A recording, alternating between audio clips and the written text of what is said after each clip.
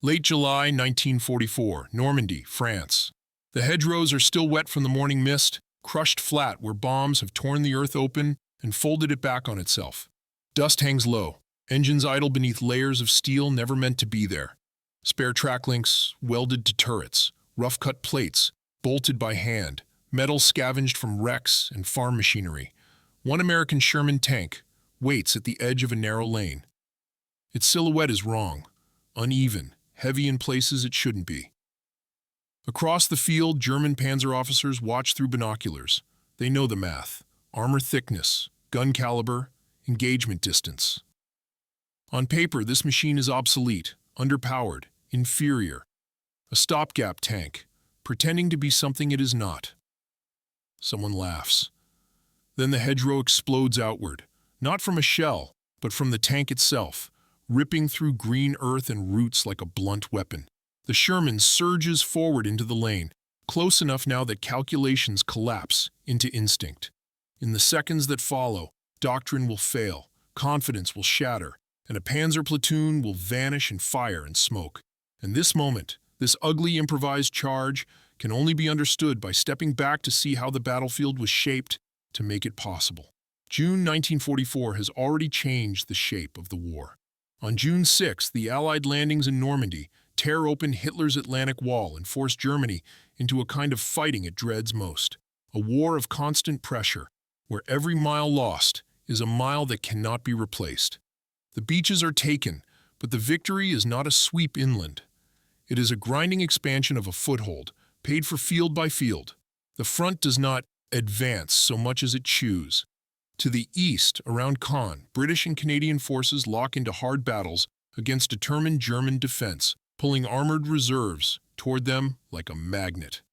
To the west, American forces drive on Cherbourg, racing for a deep-water port that can feed an invasion army. Cherbourg falls by late June, but its facilities are damaged, useful, but not yet the solution the planners wanted.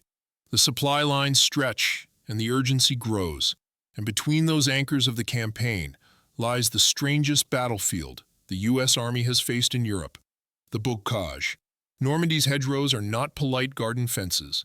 They are thick earthen banks, centuries old, crowned with tangled roots and dense vegetation. They slice the countryside into a maze of small enclosures. For infantry, they become walls. For tanks, they become traps. A field might look open from the air, but down at ground level, it is a series of green fortresses connected by narrow lanes. Lanes that can be zeroed by machine guns, anti-tank guns, mortars, and Panzerfaust teams from distances so short the fight feels almost personal. This terrain punishes the attacker in a specific way. It breaks coordination. A tank cannot simply crest a hedgerow without exposing its belly armor at the worst possible moment. Its thin underside presented to enemy guns like an invitation.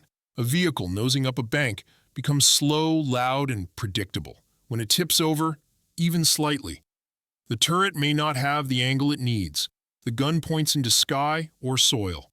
The crew hears the first hit not as a dramatic explosion, but as a brutal metallic hammering that fills the fighting compartment with fragments, smoke, and shock. German defenders understand this. Many of them are veterans. Some are elite formations, some are experienced regulars, all hardened by years of war. They do not need sweeping maneuvers. They need patience and prepared fields of fire. In hedgerow country, a few well-sighted 75mm anti-tank guns, a handful of machine gun nests, and infantry with close-range anti-tank weapons can stop columns that look unstoppable on a map. The Americans learn quickly that numbers alone do not solve a maze. By early July, the U.S. push is aimed through towns and junctions that suddenly matter far more than their size suggests. St. Lo becomes a name spoken with frustration and exhaustion, because it sits on roads that lead out of the bocage, and because German units know it too. The fighting is bitter, fought in fields that become cratered, churned mud, and hedgerows that turn into parapets and grave markers. Meanwhile, behind the front lines, commanders and staffs are trying to force a different kind of battle into existence. Because Normandy is not meant to be a slow strangling. It is meant to be the opening of France. The Allied plan requires space, Room for armor to maneuver, for supply trucks to flow, for air power to strike targets that cannot hide behind every hedge.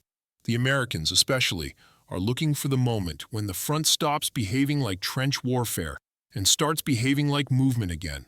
That moment has a name: Operation Cobra. Cobra is not just an attack. It is an attempt to change physics. It is designed to break the German line west of St. Lo with concentrated force, opening a gap wide enough for American armor to pour through and turn the battle from a series of small fights into a large collapse. Air power, artillery, infantry, tanks, everything must align. The timing matters. The weather matters. The geography matters. And the Germans know something is coming, even if they cannot yet see exactly where the hammer will fall. For the tank crews waiting in the lanes, this strategic language, breakthrough, exploitation, envelopment, arrives in a different form. It arrives as scrap metal. Because out here, in hedgerow country, the difference between life and death can be measured in seconds, and seconds can be bought with anything that adds protection, confidence, or both. And so the men inside the Shermans begin changing their machines in ways manuals never taught, turning battlefields and wrecks into workshops, and desperation into design. In Normandy, a tank is not just a weapon. It is a moving home, a furnace, a coffin that sometimes refuses to close. Inside an M4 Sherman, the air is always heavy. Oil, cordite, sweat trapped under steel. The engine vibrates through the floor like a second heartbeat. And outside, the bocage turns every 100 meters into a test of nerve and geometry. If you climb the hedge, your gun lifts uselessly, and your underside flashes into view, exactly the kind of exposure German anti-tank weapons are waiting for. So the crews adapt, not with elegant factory upgrades, but with whatever the battlefield offers. They weld spare track links onto armor faces. They bolt on plate when they can scavenge it. They hang equipment where it might catch a shape charge jet or force an enemy gunner to hesitate for a fraction of a second. It isn't invincibility. It's bargaining, paying weight, mobility, and comfort to buy time. In the lanes, time is everything, because German defense in Normandy is not always a dramatic duel at long range. It is often a sudden, close-range impact. Pack guns covering a junction, infantry anti-tank teams tucked behind a bank, a muzzle flash that appears and vanishes before a turret can fully traverse. A crew doesn't need to win the war inside that first second. They only need to survive it. And the hedgerows are the reason this becomes personal. For weeks, American units try brute force. Tanks attempt to climb. Some succeed, only to expose their bellies and stall in the worst posture imaginable. Others bog down, shed tracks, or hang helplessly on the bank as enemy fire finds the thin places. The terrain itself begins to feel like an enemy that cannot be suppressed. Then a blunt solution spreads across the front, one of those wartime inventions that looks obvious only after men have died, without it apparently being obvious at all. A set of steel teeth welded to a tank's front, built from scavenged metal, often cut from German beach obstacles. The device becomes known as the Rhino, and in Army records and histories, it is tied to the name Kuhlen, the hedgerow cutter that lets a tank punch through the base of a bank instead of climbing over the top. A Sherman fitted with it no longer has to show its belly like a target. It can break the wall at ground level and drive straight into the next field with its guns still level, ready. This matters because the Americans are preparing to do something Normandy has resisted since D-Day. They are preparing to break out. Operation Cobra, set for 25 to 31 July 1944, is built around the idea that the Germans can be shocked out of their hedgerow rhythm. The plan concentrates enormous force west of St. Lo, using air power and artillery to smash a narrow sector and rupture the line. Official U.S. Army studies of Cobra emphasize the careful planning, the dependence on air power, and the acceptance of delays for weather, because the opening blow has to land as intended. And when Cobra begins, it does not begin gently. It begins with the sky. Bombers and fighter bombers strike a tight corridor of earth and hedgerow, a strip of Normandy that becomes an anvil under thousands of tons of explosives. The effect is not just destruction, it is disorientation. Trenches collapse, communication lines are severed, units are separated from each other by smoke and craters and the simple fact that the landscape has been rewritten. In that kind of chaos, The paper comparisons, the familiar arguments about whose tank is better, start to matter less than the immediate truth of movement and timing. A German platoon can have excellent guns and thick armor and still be vulnerable if it is caught in a lane with no room to maneuver, no clear picture of what's coming, and no time to coordinate. A Sherman can be mocked for its silhouette and its improvised plates, and still become terrifying if it arrives first, at the right angle, with its gun already steady. That is the doorway Cobra is trying to open. A doorway where speed, shock, and adaptation matter more than the neat confidence of peacetime comparisons. History of war. So when German officers look at an American tank wearing rough metal like armor made by desperation, their laughter is not just arrogance, it is habit. Because in their minds, the Bocage has rules. The Americans have rules. The Shermans have limits. But Cobra is about breaking rules. And in the next moments, when a hedgerow finally tears open under steel teeth, the battlefield is going to test which side learned faster. The extra metal isn't decoration, it's confession. Every welded track link, every rough plate bolted onto a Sherman's face is the crew admitting what they've seen in these lanes. How quickly a clean tank becomes a burning tank. In Normandy, men do not modify armor because they believe it will make them immortal. They do it because they've watched the first hit decide everything. They've heard the sharp, unnatural sound of a round striking steel. They've smelled the inside of a fighting compartment after it's been filled with smoke and panic. Crews name their tanks, paint jokes on them, hang personal items inside. Not as superstition, but as a way to keep the machine human. Yet the Bocage strips away romance. It forces a kind of intimate terror. You cannot see far, cannot run, cannot hide. You move forward into walls of green that may conceal a gun barrel already aligned with your path. That is why men scavenge. That is why scrap metal becomes armor, because it makes the crew feel like they are not helpless. And confidence is not a soft factor in a tank. It changes how fast the driver obeys, how decisively the gunner commits, whether the commander dares to expose himself for a better look. A fraction of a second longer on target can mean the difference between landing the first shot or taking it. The Sherman's ugly silhouette is, in a way, a psychological weapon against its own crew. A reminder that survival here is improvised. But in the moment of contact, that ugliness can become a kind of resolve, because the men inside that tank have already accepted the truth. They are not waiting for perfect conditions. They are building them out of whatever the war leaves behind. And that sets the emotional fuse that leads straight into the next angle, the cold geometry of hedgerow fighting. On open ground, tanks fight with distance. In the Bocage, distance is stolen. A hedgerow field is rarely more than a few hundred meters across. Lanes are narrower. Lines of sight are broken into short, violent fragments. An opening here, a bend there, a gap that lasts only as long as it takes to cross it. This terrain punishes the attacker twice. First by forcing him to funnel into predictable routes, and second by making the defender's firing positions hard to spot and harder to suppress. Anti-tank guns can be hidden behind the bank, muzzle just clear enough to fire. Infantry can wait until a tank commits, then strike at the sides or rear from terrifyingly close range.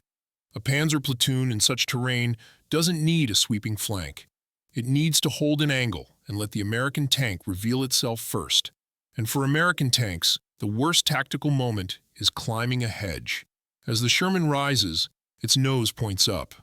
The gun can't depress enough to engage targets on the far side. The underside becomes exposed. It is a brief moment, but brief moments are what Bocage warfare is made of. This is why the hedgerow cutter matters so much. It lets a tank break through low, keeping the gun level, the armor facing forward, the crew ready.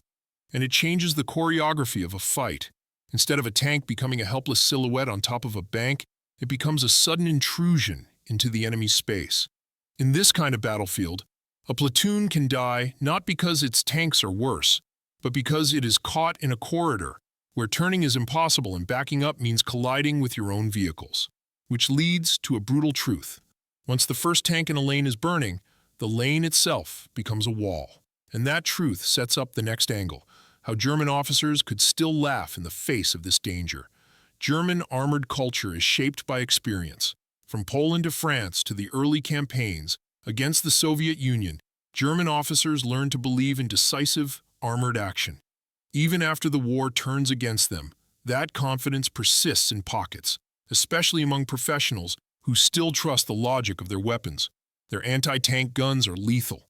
Their panzer crews are trained for fast target acquisition. And many German officers carry a deep assumption about the Sherman, that it is a mass-produced compromise, outclassed in a direct duel by heavier German designs.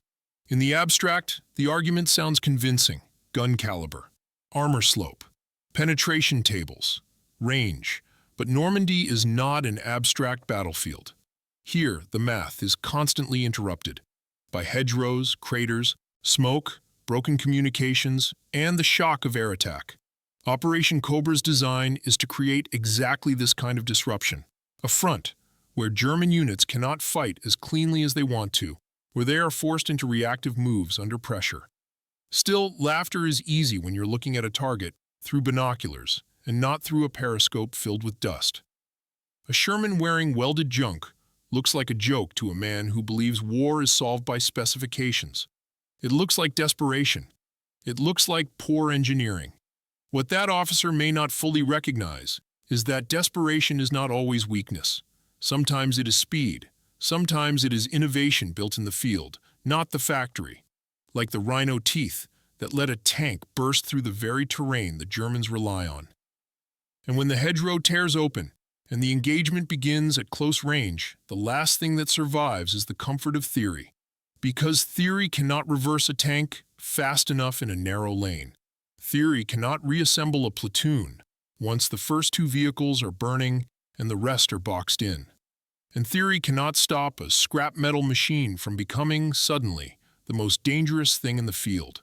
The battlefield is now tight enough to smell, close enough to hear shouting through steel. And that is where the turning point begins. In a textbook duel, armor and gun decide the outcome. In Normandy's hedgerows, visibility and first shot speed often decide it first.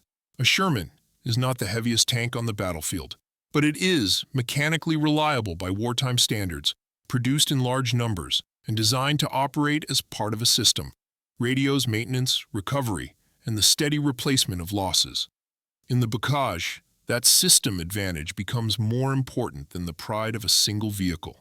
Because a tank is not just its armor plate, it's how quickly it can be brought to the fight, how quickly it can be repaired, and how confidently a crew will push it forward after watching others burn.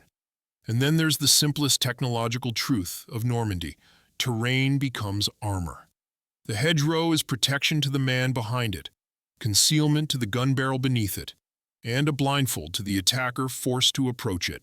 That's why the hedgerow cutter, those crude steel teeth welded onto a Sherman's front, changes the technology of the battlefield more than a new gun would. It doesn't make the tank stronger in theory. It makes the tank usable in reality. A Sherman that can punch through low keeps its gun level. It enters the next field already aiming, already ready to fire. That means it steals the one resource every German defense in the bocage depends upon: the attacker's pause. And if a crew has also layered scrap metal where they can, track links, improvised plating, then even when the first enemy round strikes, there's a chance the crew is still alive to return fire. In Normandy, that chance is enough to turn a weaker tank into a predator, because it survives long enough to shoot first. That leads into the next angle: why this fight is happening at all, and why it happens now. By late July 1944, American command is done with being trapped in the bocage. The goal is no longer to gain a hedgerow field here or a village there. The goal is to break the German front so hard and so fast that units can no longer hold as a continuous line. That is the operational promise of Operation Cobra, launched 25 to 31 July 1944. A concentrated assault designed to rupture the German defenses west of St. Lo and open the way into the more open country beyond. Cobra is built around synchronization. Air power is not just support. It is part of the opening mechanism, meant to smash a corridor, disrupt command, and leave defenders stunned and fragmented. Artillery and infantry follow. Then armor pushes into whatever is left, not to win a single battle, but to create a flow that cannot be stopped once it begins. In that kind of operation, small fights become disproportionately important. A single junction cleared quickly can become a pipeline. A single German platoon delayed in the wrong lane can be cut off. A small gap widened, at the right moment, can become a breach wide enough for entire divisions to exploit. This is why the battlefield suddenly feels alive with motion.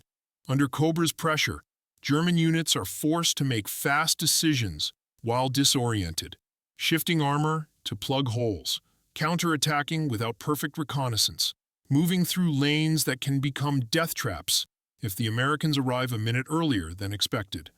So when that scrap metal Sherman appears, it isn't an isolated duel waiting to happen. It's a microcosm of Cobra itself, a plan to turn disruption into momentum, and momentum into collapse.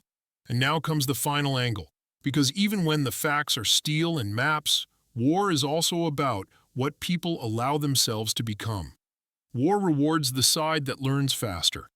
Not the side that is always right, because no one is always right in combat, but the side that can admit what is failing and change it before the next engagement. The Sherman crews who bolt on extra metal are not trying to prove a point about engineering. They are trying to live long enough to do their job. Their modifications are an admission. The battlefield has exposed weaknesses, and the manual did not anticipate the exact shape of this fight. The Rhino Cutter is the same kind of admission, just formalized, an answer born from the simple observation that climbing hedgerows gets tanks killed, and therefore tanks must stop climbing. On the other side, the German laughter in your title represents the oldest battlefield mistake, assuming the enemy's imperfections are permanent, assuming a show of roughness means a lack of danger, assuming that because something looks crude, it must also be ineffective. But in Normandy, the crude solutions are often the ones that fit the problem. A hedgerow doesn't care about elegance. A lane doesn't care about reputation. A tank fight doesn't care what officers laughed at yesterday.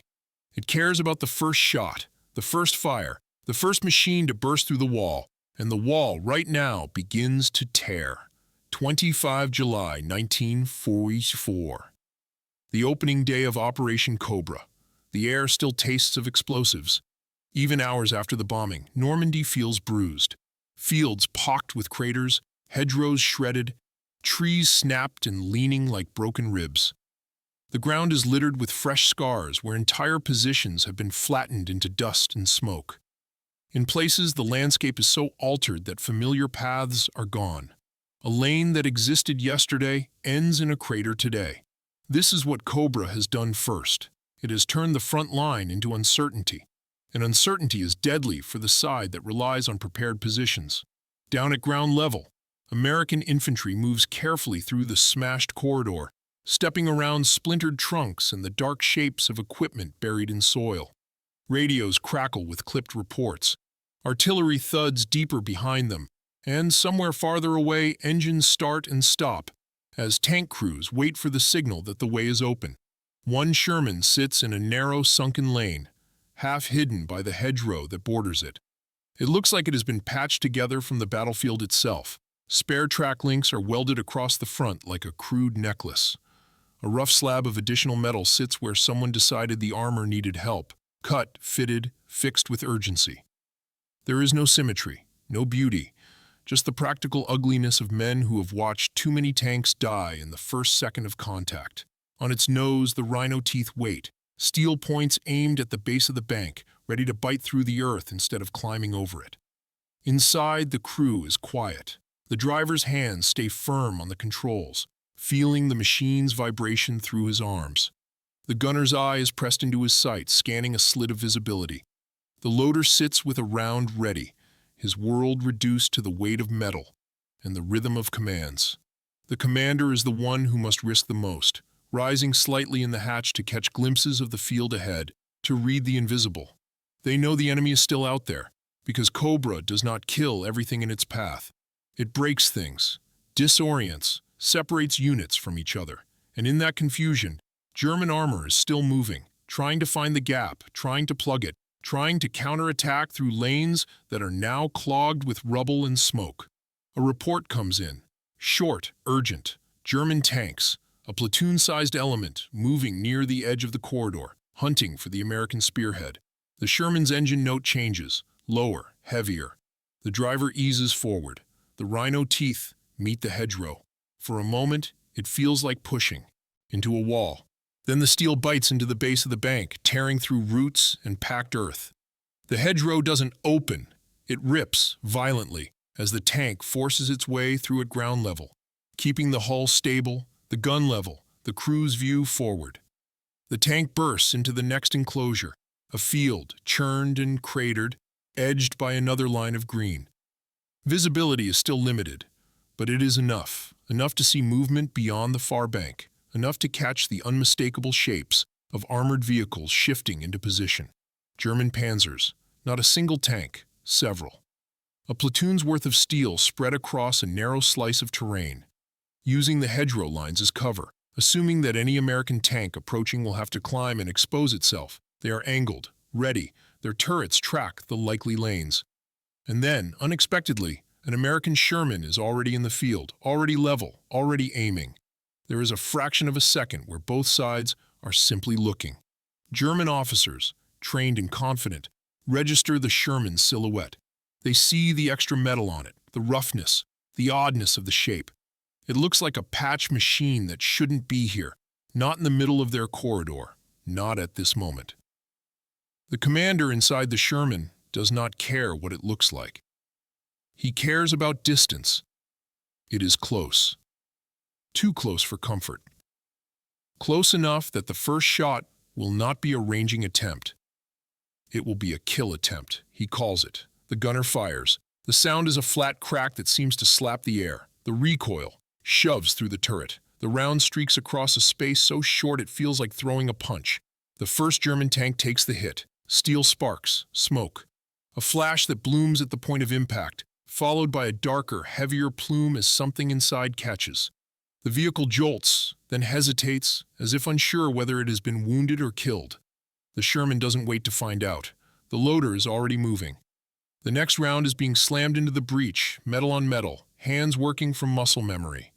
The commander's voice is steady, hard, controlled, cutting through the noise. A second target, a slight shift, a new angle. In the German line, the moment of laughter is gone. Now there is only the sudden realization that the lane they trusted has been violated, that an American tank has entered the field without exposing itself the way it was supposed to.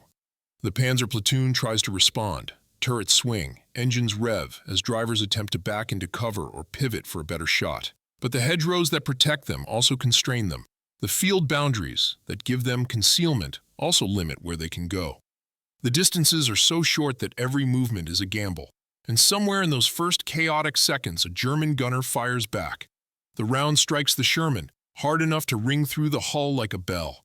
The improvised metal on the front erupts with sparks and fragments. The crew feels the impact in their bones, but the tank keeps moving. Doesn't stop, doesn't freeze, doesn't die in that first instant, whether by luck, angle, or the small margin bought by that ugly extra armor. And because it survives, it fires again. A second German tank is hit. This time, the effect is immediate. Smoke pours from seams. Flames begin to lick out, thin at first, then thickening into a violent orange that turns the vehicle into a beacon. Now the platoon is trapped in its own geometry. A burning tank in a narrow field is more than a loss. It is an obstacle, a wall of heat, smoke, and fear that blocks a withdrawal route and forces the others to reposition under pressure. The Sherman's turret keeps hunting, short, efficient movements, the gun snapping from one target to the next, and the German platoon begins to understand the worst possible truth. This isn't a duel they control. This is an ambush against them. The first tank burns, the second is dying, and the rest are suddenly too close, too boxed in, and too late. The field fills with smoke that smears vision and turns silhouettes into guesses. And in that smoke, the Sherman pushes forward, closing distance, turning the lane ahead into a corridor of fire. Because once the first two panzers are out, the platoon's cohesion collapses fast, and the next seconds will decide whether any of them escape. The smoke thickens, rolling low across the field like weather. But it isn't weather. It's metal burning. Oil, rubber, ammunition cooking off inside a sealed compartment. The Sherman's commander watches the German platoon through a narrow slice of vision, his world reduced to shapes and sudden motion. He knows what happens if they hesitate. He has seen it before. How quickly the hunter becomes the hunted in Normandy's lanes. so he refuses to let the tempo slow. Up, left. A correction, a new target. The gunner swings the turret only a few degrees. In open terrain, it would be nothing. Here, it is everything, because hedgerow fields are fought in tight angles and short shots. The German tanks aren't spread out like they would be on a wide plain. They are confined by boundaries of earth and green. Each vehicle has only a few usable lines of movement. Each has limited room to pivot and limited time to do it before the next round arrives. One panzer tries to reverse behind the hedgerow line, only to find its retreat lane partially blocked by the wreck that is now burning. Another tank attempts to turn to present its gun toward the Sherman's position, but the ground is uneven, cratered, and the maneuver is slow. The turret traverse is not instant. The driver can't simply swing wide. There is no wide to swing into. The platoon is caught in the bocage's oldest trap, protection that becomes confinement. Inside the Sherman, the loader's arms are already sore, but his motions stay clean, round in, breech closed. He doesn't look at the target. He doesn't need to. The commander's voice and the gunner's sight are the only reality that matters. The gun fires again. This time, the impact is followed by a different kind of reaction. An abrupt stop, a shudder, then a sudden bloom of smoke. Not every hit is a dramatic fireball. Sometimes the kill is quieter. A penetrated compartment, a disabled engine, a turret jammed. But at this distance, the violence is intimate. The panzer platoon begins to lose its options. It is not just the Sherman's gun. It is the fact that the Sherman arrived ready. The Rhino cutter has done its job. The tank did not have to climb. It did not have to expose its belly. It did not have to pause and tip like a helpless animal. It punched through low, entered level, and that meant its gun could fight immediately.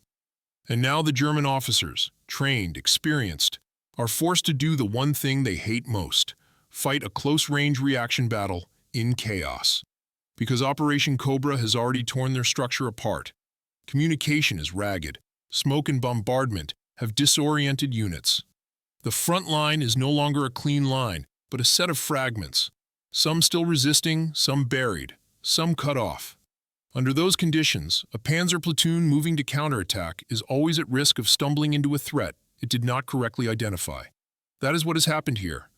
The Sherman, ugly, patched, wearing its desperation in steel, has become the wrong encounter at the wrong time. A German gun flashes again. The round slams into the Sherman's frontal area with a crack that makes the crew flinch. In the turret, fragments of metal, spall, and dust burst loose from fittings. Someone curses.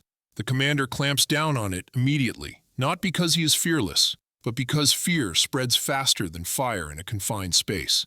The tank shudders, but it holds. Not because it is magically invulnerable, nothing in Normandy is, but because the angle, the distance, and the small margins, bought by added material, can turn a lethal shot into a survivable one. These field modifications were used precisely because crews understood that one more chance was sometimes all a fight offered. The Sherman answers with another shot. A panzer is hit and begins to burn. The flames catch quickly now, fed by fuel and heat. The smoke is thick enough that the German crew's escape, if it happens, must be a desperate rush out of hatches into a field that is already being raked by machine gun fire from somewhere beyond the Sherman's view. The platoon is breaking. In training, a platoon is a unit. It moves like a hand with 5 fingers. In a hedgerow fight, once the first 2 fingers are shattered, the rest don't continue the mission. They try to survive. One panzer attempts to push forward past the burning wreck, to re-establish an angle and take the Sherman from the flank. But the hedgerow boundary forces it into a predictable line, and predictability is death when the enemy gun is already on you. The Sherman fires first. The panzer jolts and stops. Its forward movement cuts short as if something inside has been ripped away. Smoke pours from it, darker than before. The crew is now either bailing out or trapped. Another German tank swings its turret, tries to find the Sherman in the smoke. For a brief moment, it appears. An outline, a shadow. Then the Sherman shifts position, just enough to disappear behind the wreckage in the bank, and reappear at a different angle. This is the cruel advantage of the hedgerows. The same walls that restrict movement also provide sudden concealment. A tank that understands the geometry can vanish and re-emerge like a predator in tall grass. And then comes the moment that ends the platoon as a platoon. The last German tanks, boxed by hedgerows and burning wrecks, are forced into each other's space. One reverses into another, tracks grind, engines strain. Commands are shouted through open hatches, voices ragged with the shock of being ambushed. The Sherman keeps firing, methodical. The German officers who laughed a minute ago are no longer laughing. Now they are making the fastest calculations of their lives: how to escape, how to pull back without exposing their sides, how to avoid becoming the next burning obstacle that blocks everyone else. But the corridor is already blocked. The field has become a funnel, and the funnel is filled with fire. By the time the shooting slows, the entire panzer platoon is no longer a coherent fighting element. Some vehicles are destroyed, others are disabled. Survivors, if they make it out, scatter into the hedgerows on foot, leaving behind their steel like shed skin. The Sherman is still there. It sits amid smoke and heat, its welded plates blackened, its tracks caked with earth ripped from the hedgerow wall. The crew inside is breathing hard now because adrenaline does not leave room for calm until the last threat is gone. The commander scans again, searching for the next flash, the next threat, the next gun that might end them in a single second. Because in Normandy, the decisive moment is never the end. It is only the opening of space. And that space, created here in a single brutal engagement, feeds directly into Cobra's true purpose: momentum. The lane ahead is no longer held by German armor. It is open, and behind the Sherman, more engines are starting, more tracks are turning, because once a gap appears in late July 1944 Normandy, it doesn't stay a gap for long. It becomes a flood. The shooting ends the way it always does in the bocage, abruptly. One moment, the field is a chaos of sound, engine noise, gunfire, shouted commands, the sharp metallic crack of impacts. And the next it collapses into a strange, ringing quiet. Smoke drifts across the hedgerow lines, blurring the wrecks until they look like shadows, rather than machines. The Sherman's engine idles. Inside, the crew does not cheer. They do not speak much at all. Hands tremble as adrenaline drains away, leaving the weight of what just happened pressing in from all sides. The loader slumps for a second, then sits up again, checking the ready rack. The gunner keeps his eye to the sight longer than necessary, scanning for movement that might not be there. The commander stays half exposed in the hatch because in Normandy, you don't relax until someone else tells you it's safe. Outside, the field tells the story in steel. Burning panzer hulks sit at wrong angles, some still coughing smoke from hatches left open in desperate escapes. Tracks are twisted, turrets frozen. The narrow geometry of the hedgerow has turned a platoon's worth of armor into obstacles instead of weapons. What remains of German resistance here is no longer a line, it's debris. This is how small actions become large consequences. The destruction of a single panzer platoon does not, by itself, win Operation Cobra, but it removes a blocking force at precisely the wrong moment for the Germans. The lane this platoon was meant to hold or contest is now open, and open lanes in late July 1944 Normandy are more valuable than towns. They are arteries. American infantry moves forward cautiously, rifles up, weaving through wreckage that is still hot enough to burn skin. Engineers follow, marking paths, clearing hazards. Radios crackle as reports are sent back. Enemy armor destroyed, route open, movement possible. Behind them, more Shermans begin to arrive. They roll past the scrap metal tank, their crews looking at it with a mixture of recognition and respect. No one says much. They don't need to. Every man here understands what that tank just did. It didn't win the war, but it turned a dangerous unknown into a usable road. And that is exactly what Cobra needs. Because Operation Cobra is not about elegant victories. It is about creating a situation where German units cannot recover their balance. Every destroyed platoon, every blocked counterattack, every open corridor compounds the pressure. German commanders are forced to react again and again, shifting forces that are already stretched thin, often without clear information or reliable communications. For the German side, the aftermath feels different. Survivors of the platoon, those who escaped the burning fields, carry with them a sharp lesson. The Americans are no longer stuck. The hedgerows are no longer absolute barriers. Tanks are coming through low, fast, without warning. The battlefield has changed, and it has changed in ways doctrine did not fully prepare them for. This realization spreads unevenly, but it spreads. Reports filter back, fragmentary, incomplete, often alarming. Improvised American armor, tanks breaking through hedgerows, close-range engagements where panzers are caught before they can exploit their theoretical advantages. Each report on its own can be dismissed as an anomaly. Together, they point to something worse. The Americans are adapting faster than expected. An adaptation, once it gains momentum, is hard to stop. In the immediate area, the fight moves on. The wrecks cool. The smoke thins. The Sherman crew is eventually ordered forward again, because in Cobra there is no pause long enough to feel safe. There is always another hedge, another field, another possible gun waiting. But the psychological residue of the engagement lingers. German confidence, built on assumptions about Sherman inferiority, has taken a visible crack. And cracks matter because they widen under pressure. The lane that was meant to hold is now a path for American armor, and that path feeds into something much larger than this one field. It feeds into the widening breach.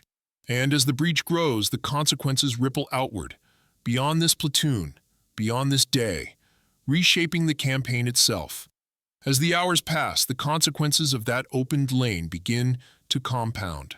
American armored columns move faster now, slipping through gaps that only days earlier would have been death traps. The terrain west of St. Lo starts to behave differently, not as a maze of isolated enclosures, but as a network of passages that can be forced, widened, and exploited. The bocage does not disappear, but its power to dictate the tempo weakens. This is the quiet success of Operation Cobra. The German front does not collapse in a single dramatic moment. It unravels. Units lose contact with each other. Counterattacks arrive late or in the wrong places. Armor meant to seal one breach is redirected to another, only to find that the ground has already been taken, or that American forces are now behind them. The destruction of panzer platoons in these close chaotic engagements accelerates that unraveling. German armored strength in Normandy was never limitless. Each lost tank matters, not just for its firepower, but for the experience of its crew. Men who cannot be replaced quickly in the summer of 1944. For American forces, the psychological shift is just as important as the tactical one. Sherman crews still know the limitations of their machines. They have no illusions about invulnerability, but they also know now, through repeated hard evidence, that the enemy's confidence can be broken, that hedgerows can be breached without suicidal exposure, and that German armor can be defeated when caught at the wrong moment. Improvisation becomes normalized. Extra armor remains crude, uneven, and unofficial, but it stays. Rhino cutters spread across units. Field modifications are no longer signs of desperation alone. They are signs of learning. The U.S. Army does not abandon doctrine. It adapts it under fire. On the German side, the laughter disappears. Reports from the front grow increasingly grim. American armor is pushing deeper, faster than expected. The very terrain that was supposed to protect the defense is now being used against it. Hedgerows that once served as walls become channels that funnel German units into close-range fights they cannot always control. By the end of July, Cobra has achieved its essential goal. The American breakout is real. German forces in Normandy are forced into a retreat that is no longer orderly. What follows, encirclements, desperate counterattacks, the collapse at Falaise in August, has its roots in these moments, when small fights tipped the balance and momentum became unstoppable.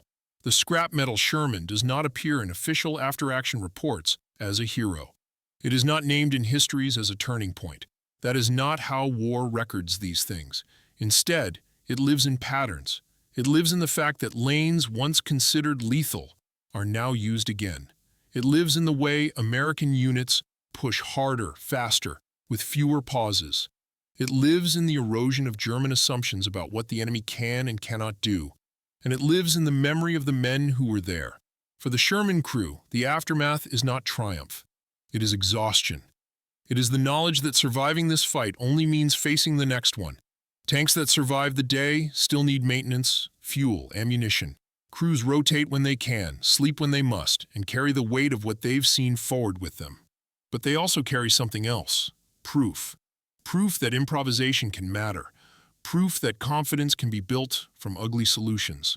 Proof that the battlefield does not belong to the side with the cleanest designs, but to the side that adapts fastest when reality intrudes.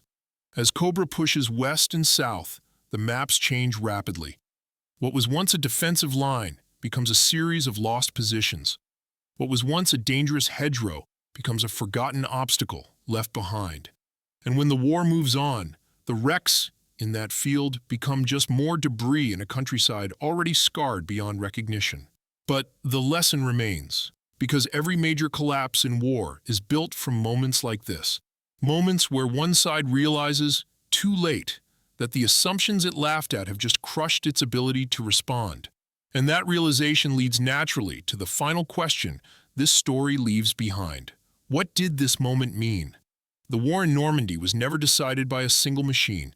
It was decided by a pattern, by thousands of moments where expectations failed, where the battlefield refused to behave the way theory said it should, and where survival depended on who learned faster under pressure.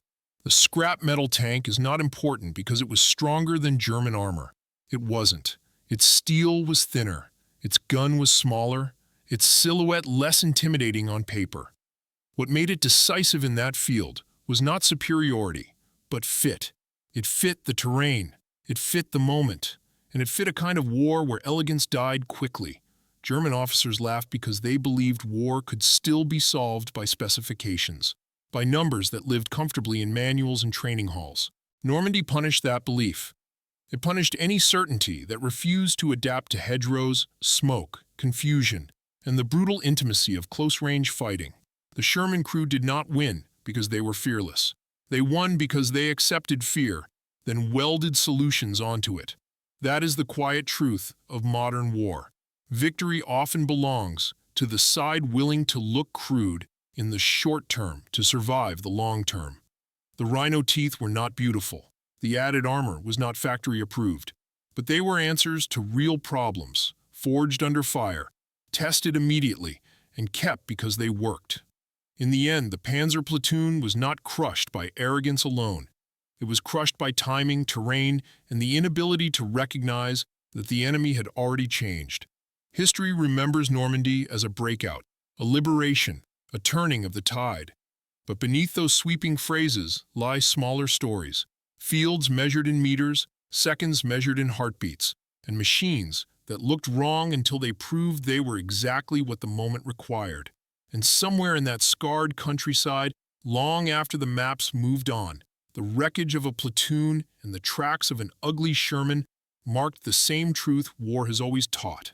Adapt, or be left burning in the lane where you thought you were safe.